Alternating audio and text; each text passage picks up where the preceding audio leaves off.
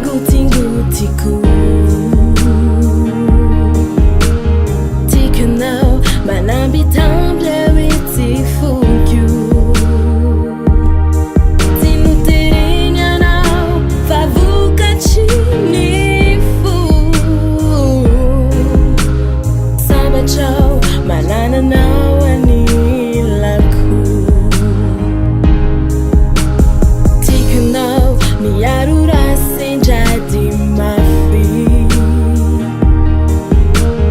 tikanao ty mamelay varinankady fa ny fitiavanao te ampihely hoay karaha sitrakao aorintsika mandraiky zay tikanao fititsiay faritanao na inokidony tsy asina sakanao tikanao tsisy teny maalaza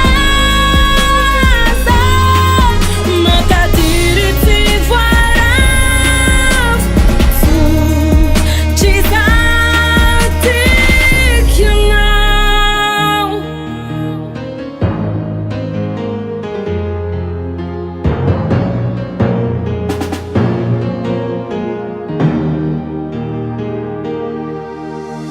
tikanao rehefa mandeha fitreny fony